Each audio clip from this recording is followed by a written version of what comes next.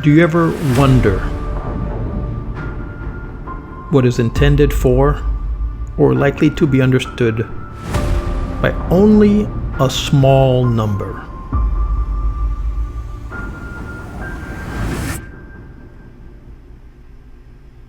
The traditional beliefs, customs, and stories of a community.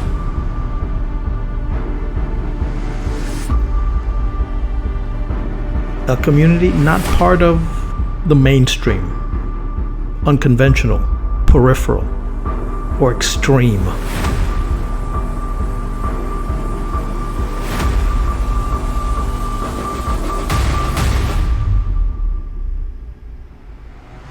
Part of an anthology, a published collection of poems or other pieces of writing.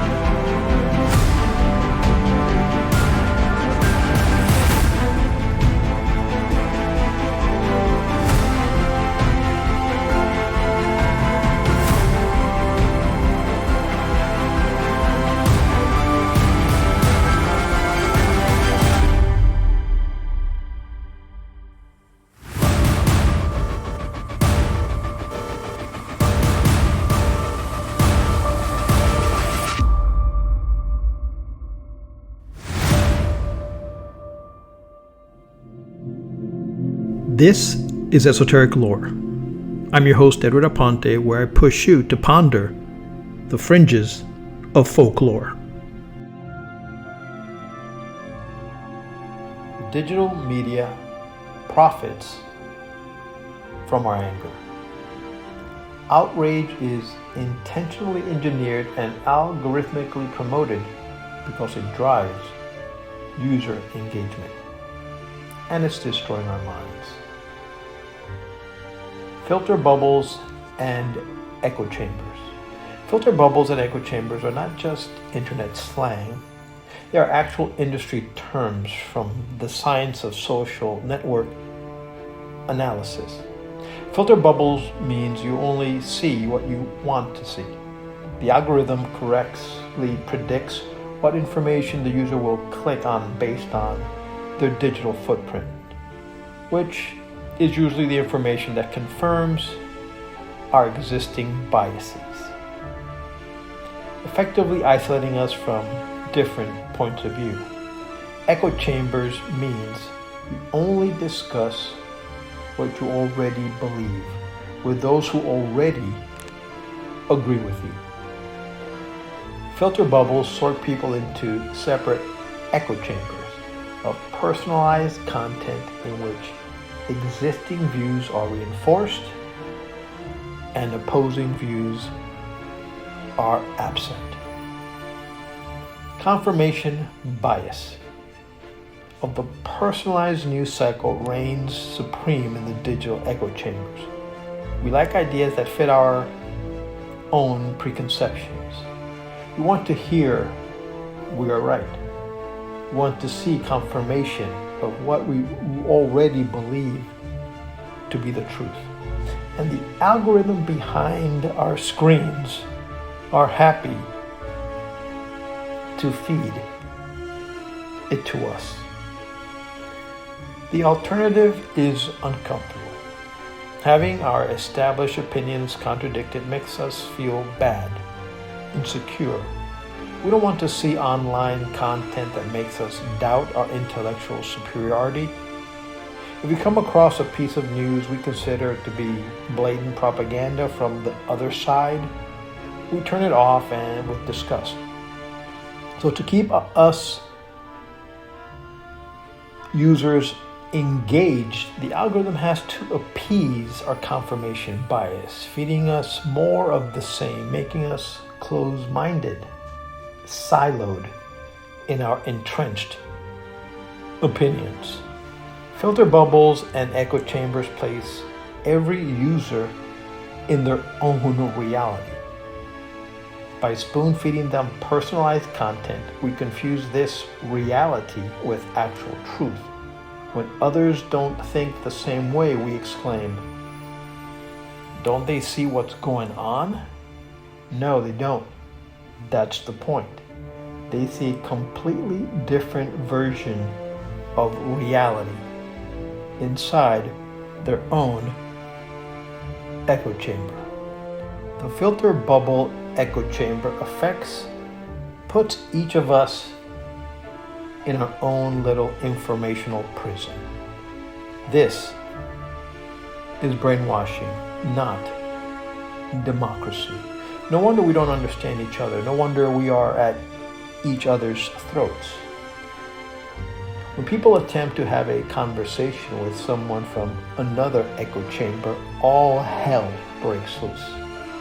They have nothing in common, and they have not been exposed to an opposite point of view in a civilized manner. As Nietzsche said, quote, "As soon as you feel yourself against me, you have ceased to understand my position and consequently my arguments," end quote.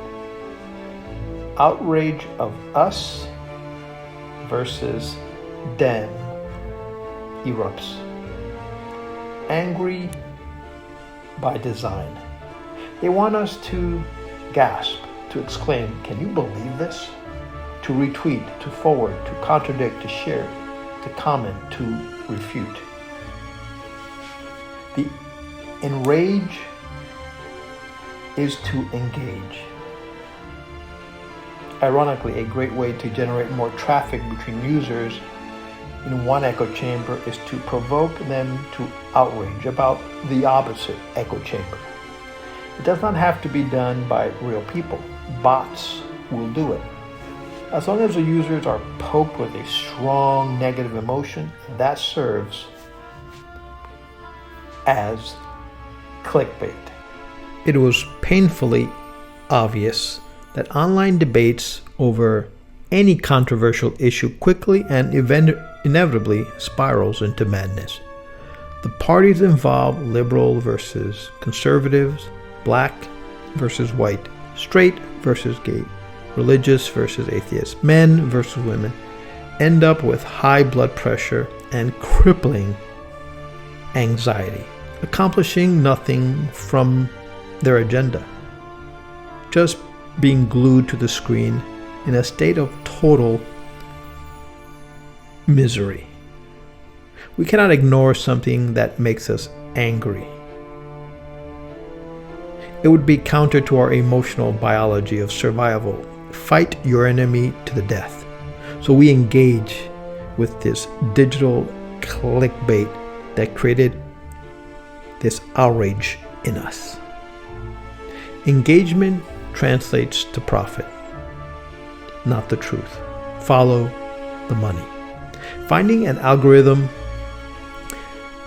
to push a big button titled rage in our subconscious mind becomes a feature of persuasive design. Outrage is a primitive emotion. It resides in our animal brain, occurs automatically, and cannot be rationally controlled. Anger as a lever of control is cheap. Negative emotions are easy to produce and easy to exploit. Rage is part of our automatic fight or flight response system. The user reacts, engages with the platform without conscious and rational thought. An obedient robot. Most people only have time to read what social media platforms place in front of them in the feeds.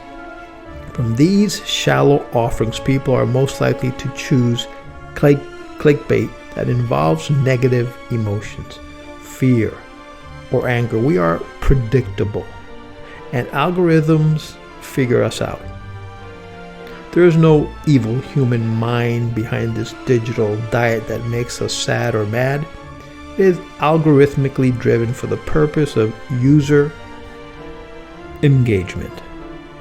Nothing personal. Users, your state of mind is none of our concern. Paranoia, not reconciliation. No one ever changed their mind or political views as a result of encountering online outrage for the other side. We only become more entrenched in our views, more angry, more unhappy, more anxious about the state of the world, accomplishing nothing for ourselves while generating profits for the social media from our time-consuming spitting matches. We work for them for free and sacrifice our well-being on the altar of their bottom line. It is in the interest of our attention economy to drive division among people. Without conflict and drama, there is no story. If necessary, a divisive line is created where there was none before. Controversy needs to be engineered on a daily basis to keep distracted humans in a fight or flight state, or they could or would not pay attention on the screen, and the money would stop flowing. It has been proven and qualified. A study found that, quote, each word of moral outrage added to a tweet increased the rate of retweets by 17%. It takes very little effort to tip the emotional balance within social media spaces, catalyzing and accelerating further polarization.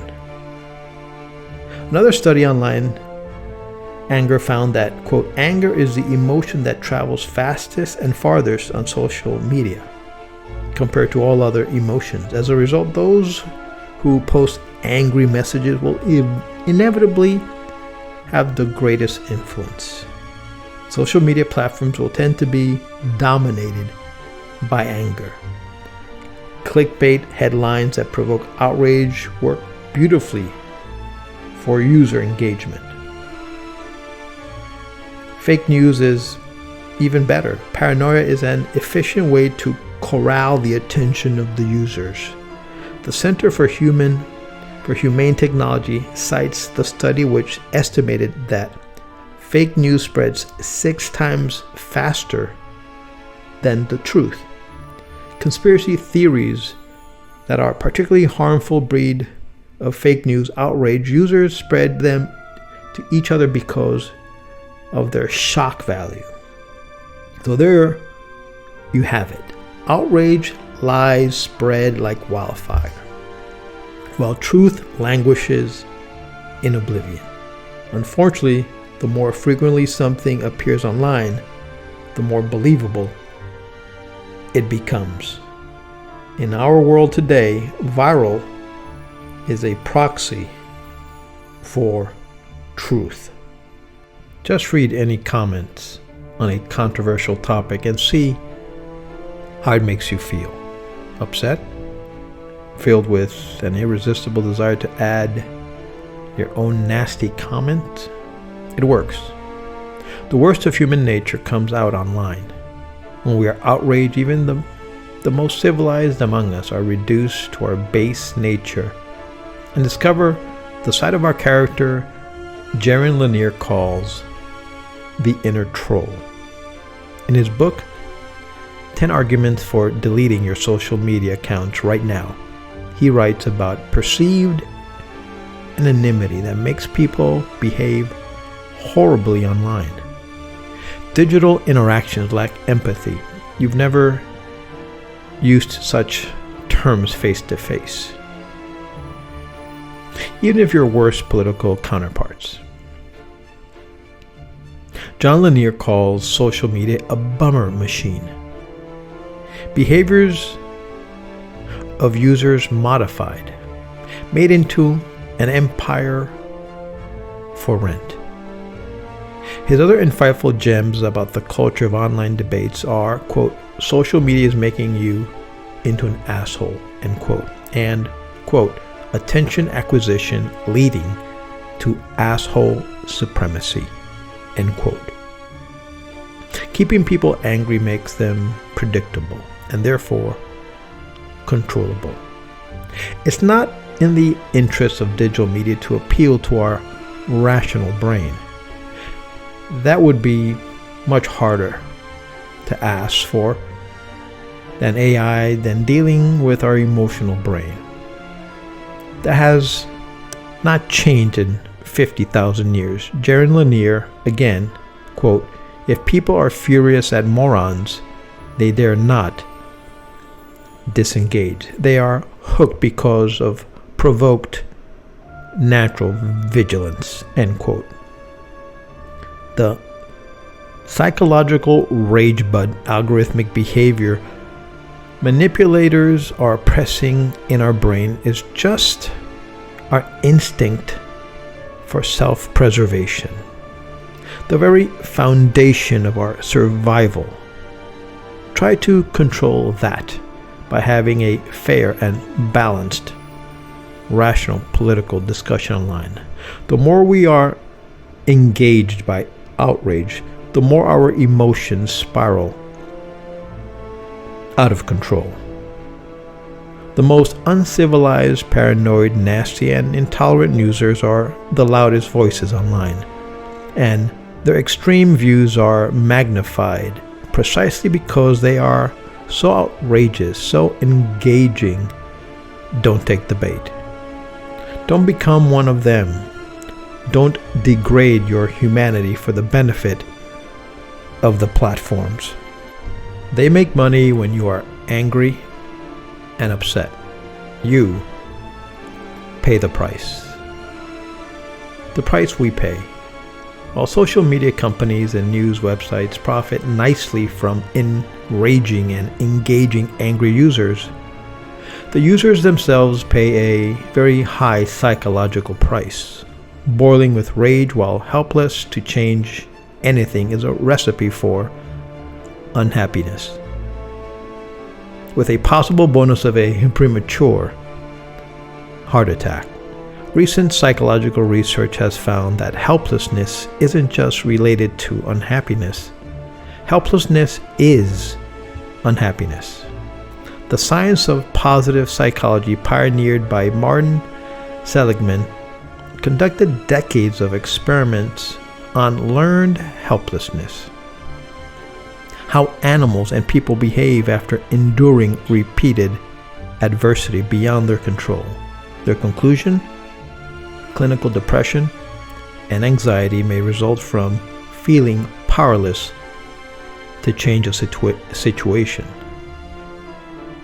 The consequences of online outrage span the entire range of mental health issues, from anxiety to depression to psychosis.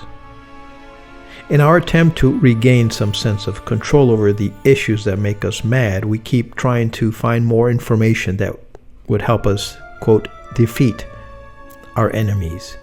Quote, being informed means more screen time, searching, reading, watching, reacting, commenting, forwarding, trolling, which is exactly what the big other of the attention economy wants.